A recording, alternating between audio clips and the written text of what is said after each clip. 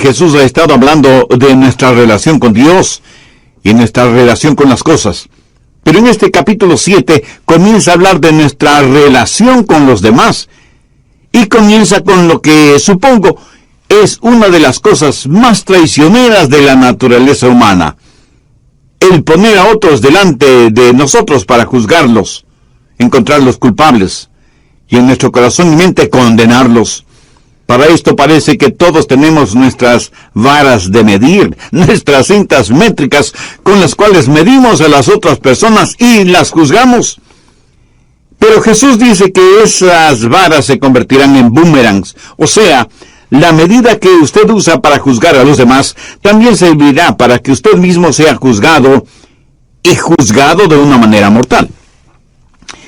Escuché de un hombre que compró un nuevo boomerang y prácticamente se suicidó tratando de botar el viejo boomerang. De la manera como usted juzga, así mismito será juzgado. Hay muchas preguntas acerca de este versículo que necesitan ser contestadas. Primero, debemos aplicar una sabia discriminación. En este punto mucha gente se confunde porque si usted trata de discriminar, evaluar o comparar algún asunto, no faltará quien le diga: «Ajá, usted ya está juzgando». Amigos, la palabra juzgar aquí tiene varios significados. De hecho, hay como 12 variaciones de esta palabra. Puede significar separar, escoger, seleccionar, determinar, evaluar, condenar, etc. Así que, como muchas otras palabras, para saber su real significado tiene que verlas de acuerdo al contexto.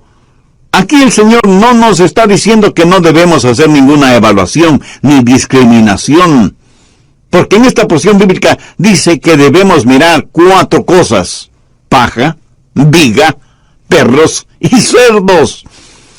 Dice que usted no puede ver la paja en el ojo de su hermano si es que usted mismo tiene un tronco en su ojo. Dice que no se debe dar lo santo a los perros, ni se debe botar perlas delante de los cerdos. Efectivamente, usted tiene que saber lo que es una viga, un perro o un cerdo. O sea que tiene que hacer una evaluación, tiene que hacer un juzgamiento. Jesús no dice que no podemos hacer esta clase de evaluación discriminatoria. De hecho, eso es algo que usted debe enseñar a sus hijos a hacer. Cómo distinguir lo bueno de lo malo, qué es lo correcto y lo incorrecto. No está prohibido todo acto de evaluación o juzgamiento. Por favor, busque Juan 7:24. No juzguéis según las apariencias, sino juzgad con justo juicio.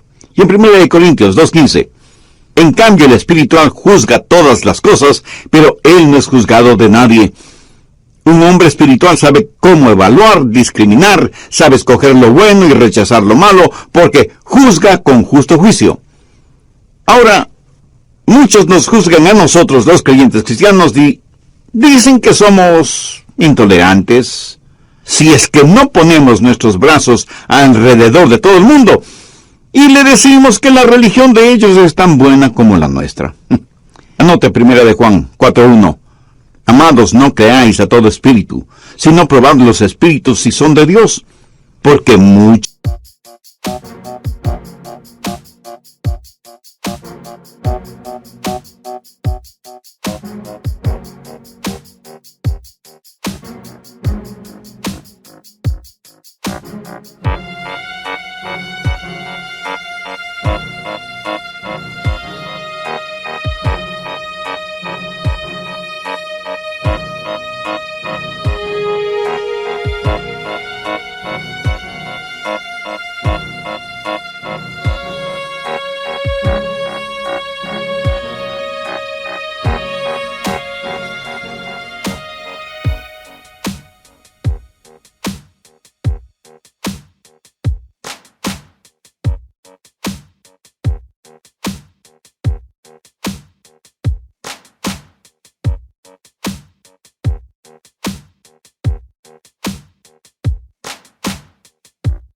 falsos profetas han salido por el mundo. Y en Mateo 7:15 leemos: guardaos de los falsos profetas, que vienen a vosotros con vestidos de ovejas, pero por dentro son lobos rapaces. Y ya puedo escuchar a alguien diciendo: un momentito, Jesús, Tú mismo dijiste que no debemos juzgar. ¿No estás tú juzgando cuando llamas a otros falsos profetas y lobos rapaces? Y supongo que Mateo 7:16 es la respuesta de Jesús. Por sus frutos los conoceréis. Todos debemos aprender a discernir con los ojos espirituales bien abiertos.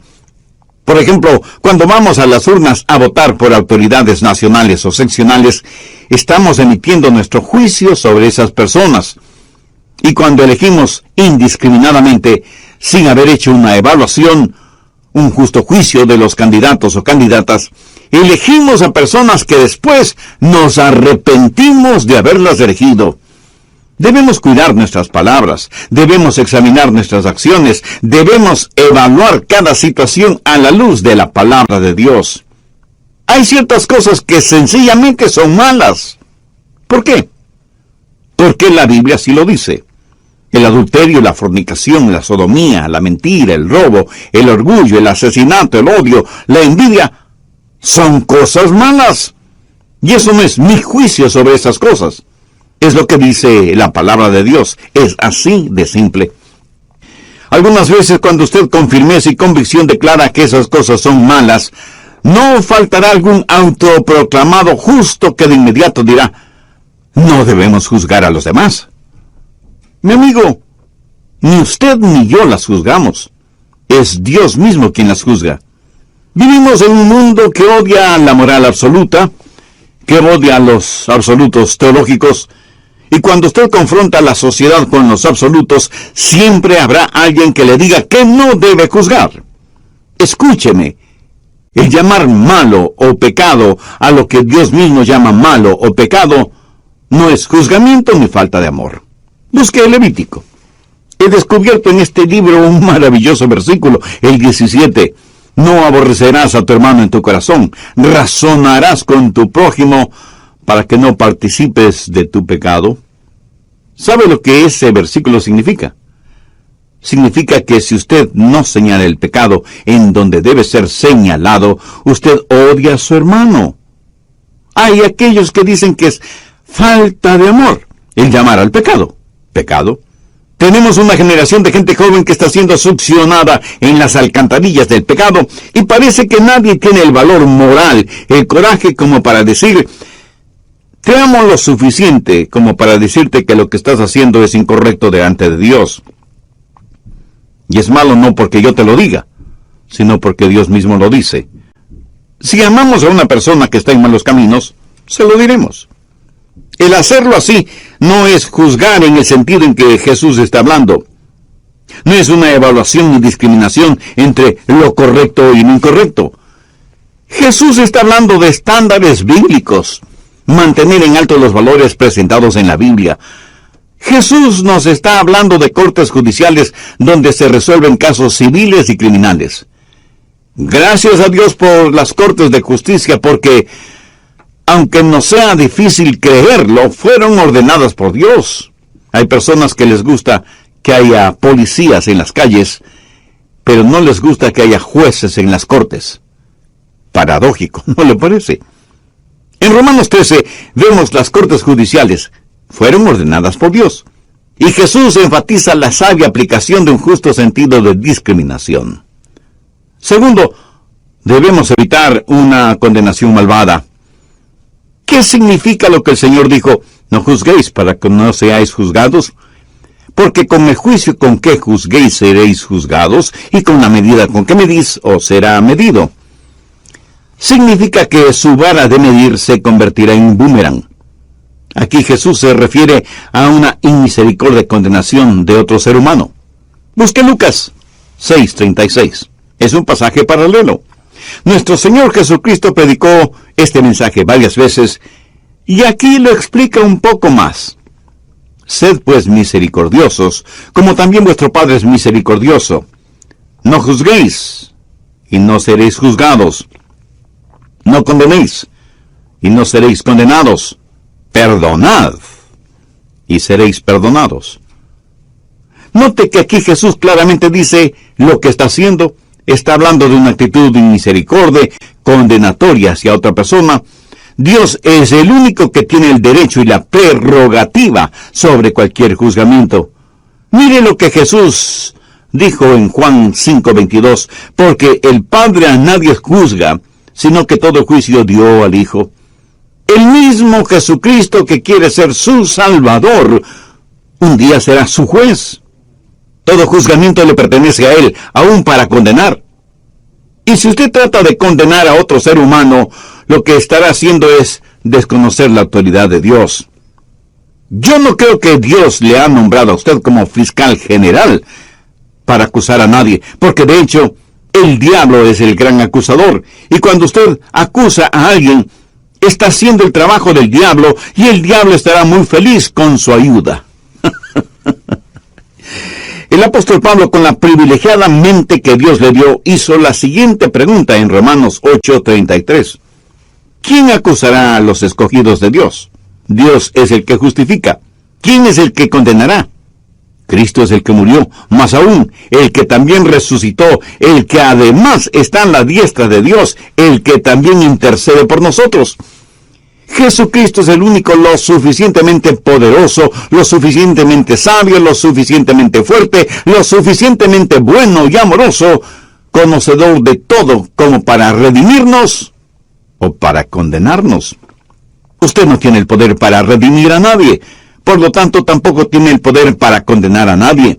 Y cuando emite un juicio injusto, inmisericordia y carente de amor contra otra persona, está usurpando una autoridad y un derecho que solo le pertenece a Dios. ¿Por qué lo hacemos? Permítame mencionar 3 o 4 razones por las que nosotros, los seres humanos, juzgamos a los demás. Primero, debido a nuestra iniquidad. Mateo 7:3. ¿Y por qué miras la paja que está en el ojo de tu hermano y no echas de ver la viga que está en tu propio ojo? Imagínese la escena. Aquí está un hombre que tiene una enorme viga en el ojo y está tratando de limpiar una brizna de polvo en el ojo de otra persona. Oiga, Jesús sí tenía sentido del humor, ¿no le parece? Vemos a un hombre tratando de practicar oftalmología espiritual en el ojo de otra persona, mientras que él mismo tiene una viga en su ojo. Pero, ¿de qué está hablando el Señor al decir esto? Está hablando de la hipocresía. Mire el verso 5. Hipócrita, saca primero la viga de tu propio ojo, y entonces verás bien para sacar la paja del ojo de tu hermano. Mi amigo, aprenda lo siguiente. Es el supercrítico el que es hipócrita. Y si usted me pregunta por qué digo eso, permítame hacer la siguiente conjetura. Suponga que yo estoy sentado al lado de otra persona y le pregunto, disculpe, ¿me podría decir si tengo una paja en mi ojo? No lo sabe. ¿Y por qué no lo sabe? Porque tiene que estar realmente junto a mí y mirar muy detenidamente mi ojo para saber si tengo alguna paja. En otras palabras, tiene que inspeccionar mi ojo y demandará un esfuerzo especial de su parte para saber si tengo una paja o cualquier otra basurita en mi ojo. Ahora, ¿no sería ridículo el que usted, teniendo una gran viga en su ojo, trate de encontrar una pajita en mi ojo? ¿Te entiende? De eso está hablando el Señor Jesucristo. Son los hipócritas los que son supercríticos. Recuerde el siguiente axioma. La gente siempre encuentra lo que busca. Cada organización, cada institución, cada iglesia parece que tuviera sus propios cazadores de basuritas. Se especializan en encontrar pajitas, polvo en el ojo de los demás. Les fascina el examinar de pies a cabeza a otras personas, y usted siempre las encuentran buscando algo. Tales personas me hacen acuerdo de una rima infantil que decía, si lo recuerdo bien, gatito, gatito, ¿dónde has estado que no te he visto? Y el gatito responde, estuve en Londres visitando a la reina. ¿Y qué más viste en el palacio de la reina? Oh, vi un pequeño ratoncito junto a la silla de la reina. ¿Se da cuenta? Ese gatito no vio la Torre de Londres, ni el famoso reloj Big Ben, ni el palacio real, ni las joyas de la corona. Solo vio un pequeño ratoncito junto al trono de la reina. ¿Por qué? Porque eso es precisamente lo que estuvo buscando. Un ratón. Por lo tanto, no tuvo ojos ni tiempo para los museos, los palacios, las catedrales y las 1001 maravillas que pudo haber visto en Londres. Fue a buscar un ratón y un ratón encontró. Si usted va a alguna parte determinado a encontrar algo negativo, le puedo asegurar que lo encontrará. Si va a una iglesia con la intención de encontrar algo que criticar, criticará todo lo que encuentre en esa iglesia. Los asientos, las luces, la alfombra, la música, porque usted fue a la iglesia en calidad de supercrítico y encontrará suficiente material para criticar. Hasta pudiera ser que algunos de ustedes escuchan estos estudios bíblicos para criticar mi teología o mi doctrina, o para criticar si me equivoco y cuántas veces me equivoco. Si usted me escucha para encontrar en qué criticarme, seguro que lo va a encontrar. Pero permítame decirle algo muy importante. Si usted va a una iglesia bíblica y cristocéntrica, o escucha programas de radio como este porque sinceramente quiere encontrar a Dios, lo encontrará. Usted encontrará lo que está buscando. Si usted está buscando sinceramente a Dios, lo que he compartido con usted en este estudio bíblico debe ayudarle a encontrarlo. Dios está tan lejos o tan cerca de usted como quiera tenerlo. Se cuenta de un cazador que tenía un buitre amaestrado y fue de cacería. Caminó muchas horas por el bosque sin poder cazar nada.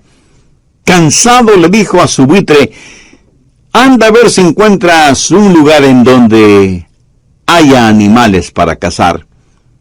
El buitre extendió sus poderosas alas y se elevó hasta las nubes. Después de un considerable tiempo, volvió, y el cazador le preguntó: amigo, cuéntame, ¿qué viste por ahí? Y el buitre le contestó: solo vi unos cuantos animales muertos en el campo y para mi delicia estaban cubiertos de gusanos. El buitre solo vio lo que quiso ver. Así es el hipócrita. El hipócrita ve en los demás lo que él mismo es en realidad.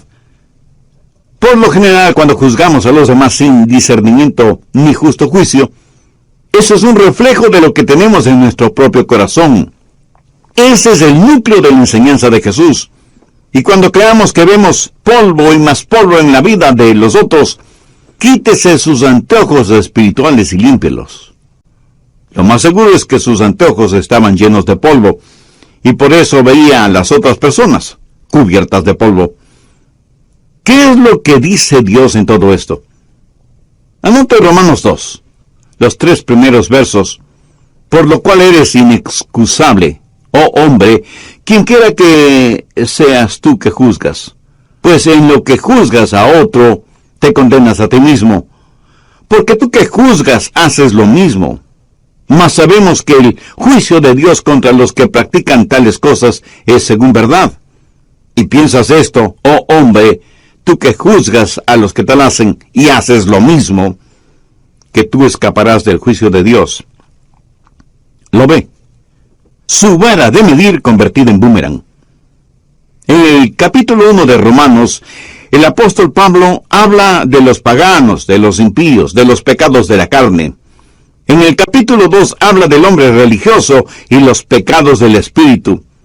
Y muchos de ustedes, este mismo momento, están bien vestidos, lucen pulcros, capacitados para juzgar a los ladrones, a las prostitutas, los asesinos, los chulos, los gígolos, los narcotraficantes, los perversos, porque usted no es ni hace ninguna de esas cosas.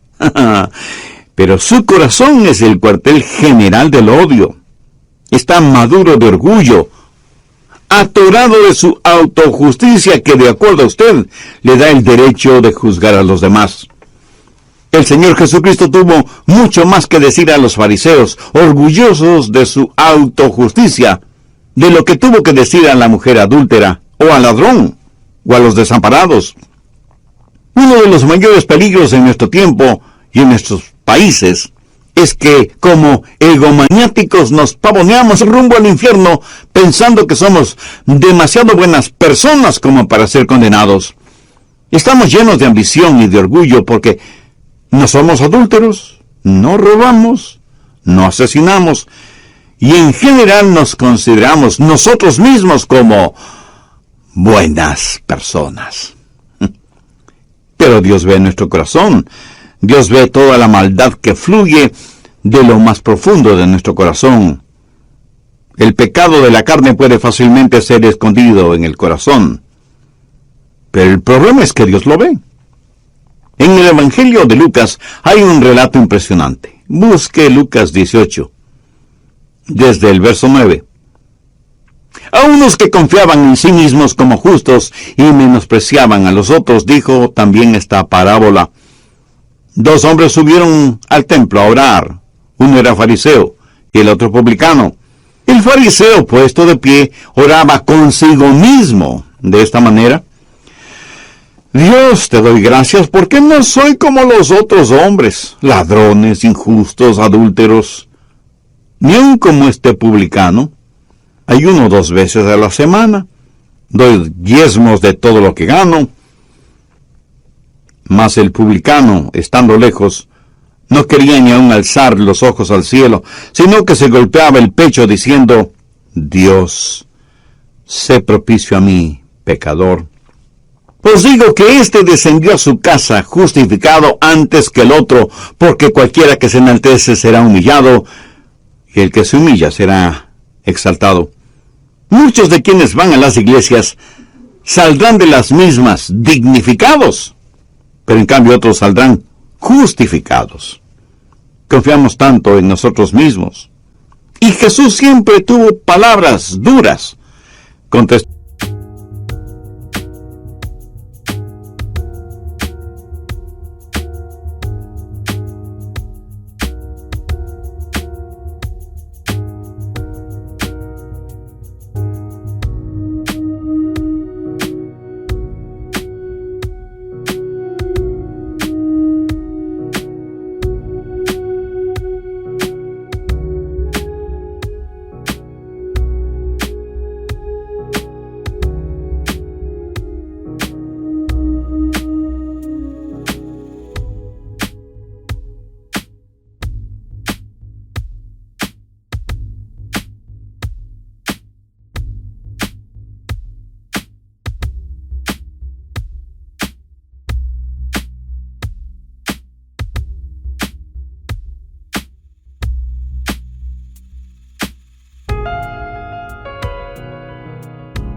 Esta clase de personas. Segundo, debido a nuestra inseguridad. La envidia escarba en el lodo lanzado por los celos contra los que tienen éxito. Somos tan inseguros. Queremos juzgar a los demás de acuerdo a nuestros parámetros, porque si logramos que se parezcan a nosotros y actúen como nosotros, entonces nos sentiremos muchísimo mejor. De alguna manera, el tener nuestros propios clones sin la intervención de ninguna clase de tecnología nos hace sentir mejor. En la mitología griega hay un ladrón llamado Procusto, quien capturaba a sus víctimas y las llevaba hasta su cueva.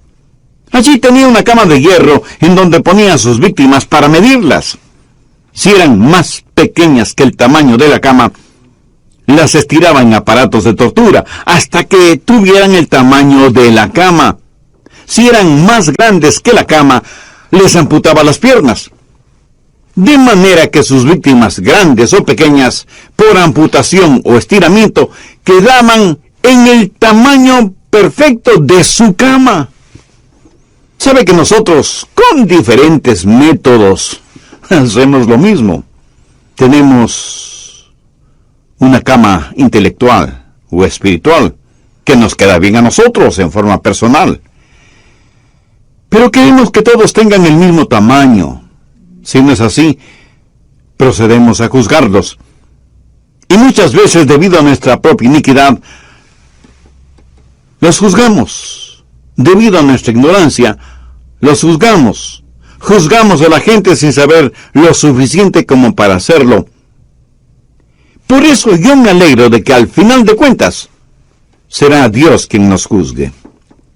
Tercero, debido a nuestra ignorancia, en tiempos de Pablo había gente que juzgaba a los apóstoles.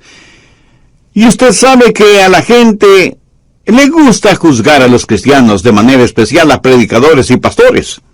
Parece que muchos piensan que tienen un llamado especial de Dios para hacerlo. Me pregunto cuántos de ustedes me estarán evaluando, juzgando este mismo momento. Los críticos santurrones serán juzgados. Así juzgaron a Pablo. ¿Sabe lo que él les dijo? Busque 1 Corintios 4, los versos del 3 al 5. Yo en muy poco tengo el ser juzgado por vosotros o por tribunal humano. Ni aun yo mismo me juzgo, porque aunque de nada malo tengo conciencia, no por eso soy justificado. Pero el que me juzga es el Señor.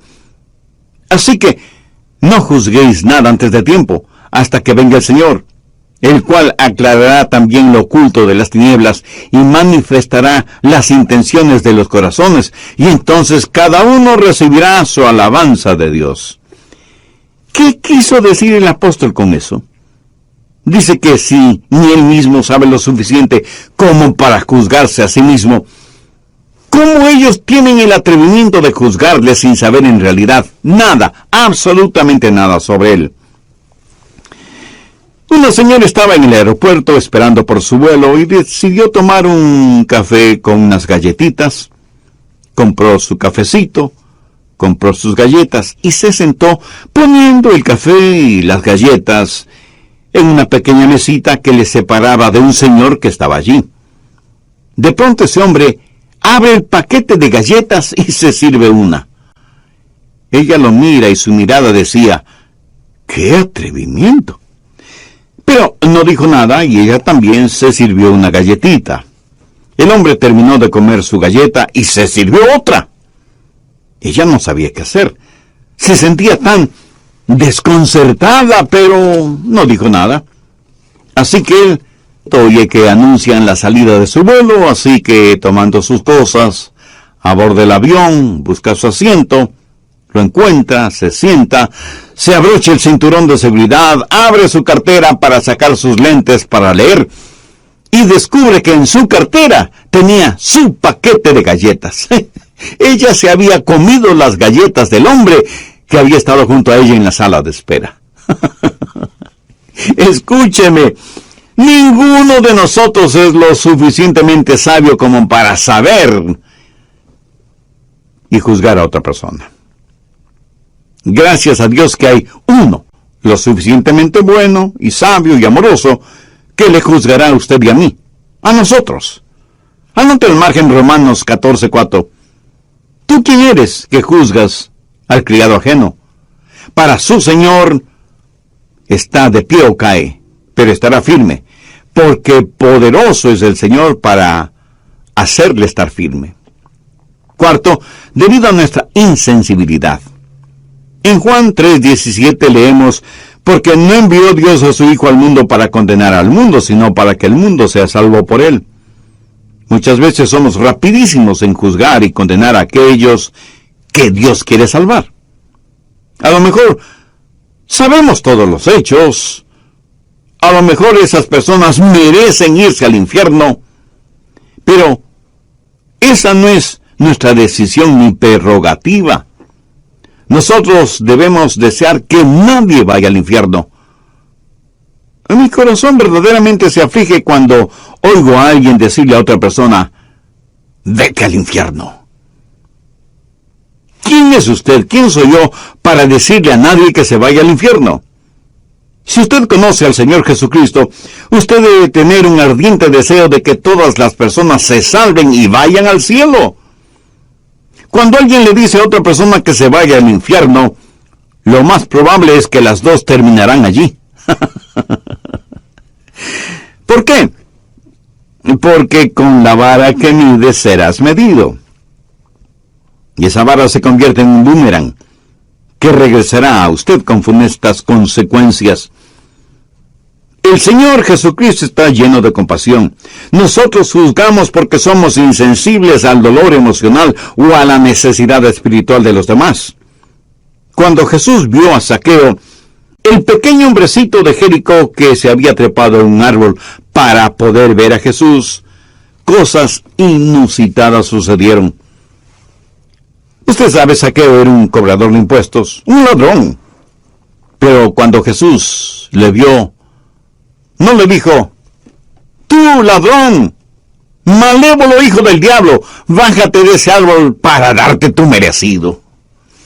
Estoy seguro que muchos de nosotros le hubiéramos dicho eso. ¿No es verdad? Pero Jesús le dijo: «Zaqueo, date prisa, desciende, porque hoy es necesario que pose yo en tu casa». ¿Lo ve? Jesús le amó y no le condenó, a pesar de que Jesús sí sabía todos los hechos relacionados con la vida de Zaqueo. En resumen, ¿qué nos dice este texto bíblico? Nos dice varias cosas. Primero, que debemos aplicar una sabia discriminación. Segundo, que debemos evitar una malvada condenación. Tercero, que debemos saber la diferencia entre paja, viga, perros y cerdos. Cuarto, que debemos aprender a identificar a los lobos vestidos de ovejas. Y para saber estas cosas, Dios nos ha dado ciertos parámetros. Dios nos enseña que debemos escoger lo que es correcto y rechazar lo que es incorrecto. Que debemos llenar nuestro corazón de misericordia y compasión y de la urgencia de perdonar a aquellos que necesitan nuestro perdón. Busque la epístola de Santiago, el capítulo 2, el verso 13. Porque juicio sin misericordia se hará con aquel que no hiciere misericordia, y la misericordia triunfa sobre el juicio. ¡Qué extraordinario! Cuando yo esté frente a Dios, ¿sabe lo que voy a querer? Voy a querer su misericordia. Yo necesito su misericordia. Y yo no quiero juzgar a nadie, porque si lo hago, no recibiré misericordia. Yo quiero ver a cada hombre, a cada mujer, cada niño, cada niña, como Dios lo ve, y amarles como Dios les ama, porque de tal manera amó Dios al mundo que ha dado a su Hijo unigénito, para que todo aquel que en él cree no se pierda, mas tenga vida eterna. Dios es un Dios de amor. Dios no se regocija al juzgarnos, pero la realidad del día del juicio es inevitable. Creo que la parte más candente del infierno está reservada para los que no tienen misericordia. Miramos a las otras personas y pensamos que no son dignas. Miguel Ángel, el famoso escultor florentino, caminaba entre las enormes rocas de una cantera de mármol y vio un gran pedazo de mármol sucio, deforme, que aparentemente no serviría para nada. Seguramente lo iban a triturar y que sirviera para rellenar caminos. Miguel Ángel se quedó mirando ese pedazo de mármol por un buen rato y luego dijo: «¿Cuánto cuesta ese pedazo de mármol?» Le dijeron que no estaba a la venta porque no era un buen mármol. Entonces Miguel Ángel les dijo: «Veo a un ángel atrapado en esa roca y lo voy a poner en libertad». El escultor compró ese pedazo de mármol casi por nada, y por muchos meses con cinceles y martillos estuvo trabajando en él, hasta que un día terminó su obra. Un hermoso ángel. Cumplió lo que había dicho. Veo un ángel atrapado en esa roca, y lo voy a poner en libertad. A veces creemos que las personas son indignas, que solo sirven para ser desechadas. Pero Dios no nos ama por lo que somos, sino que nos ama por lo que podemos llegar a ser. Dios no nos cambia para amarnos, nos ama para